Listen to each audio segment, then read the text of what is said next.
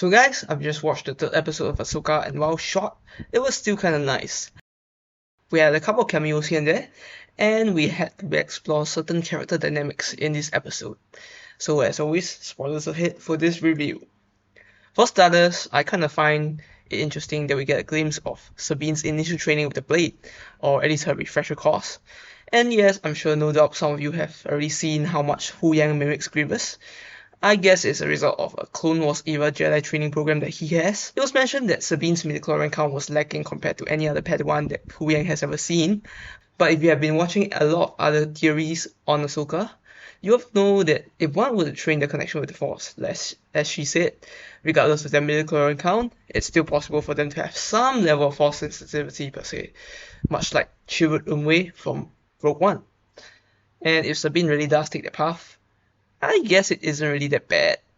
We'll now have another addition to Mandalorian females with fancy hair and Jedi training in the Star Wars universe. So Mira, you're no longer alone. Other than that, we are reminded once again why the New Republic is probably one of the most dysfunctional organizations with senators like this guy, who blocks every single possible path to progress as a result of his own greed and corruption. But at least we still have sensible politicians like Mom Mothma, who understands because she was part of the rebels. Actually, this situation kind of reminds me of Leia Organa and her resistance against the First Order before the sequel trilogy, but let's not talk about the sequels because it's a hot topic. I also spent the first 2 episodes wondering where Jason Syndulla was, so I'm kind of glad that we got to see him and even had a few lines thrown in about him wanting to be a Jedi, just like his father Kanan Jarrus.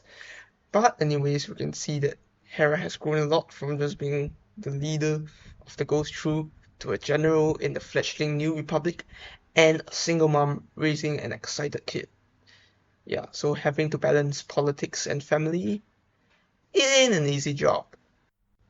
And another scene that I find interesting, I think most of us will find interesting, is Ahsoka disembarking from a ship in the middle of space when they are stranded in a dogfight to fend off the starfighters with her lightsabers in a spacesuit. Now, if some of you have played the old Star Wars game, you probably know that the spacesuits are really cumbersome. It's quite impossible to use force powers or lightsabers with it, and dogfights in space don't usually end up where a person would you try to shoot a person on a starship. You instead try to destroy the starship.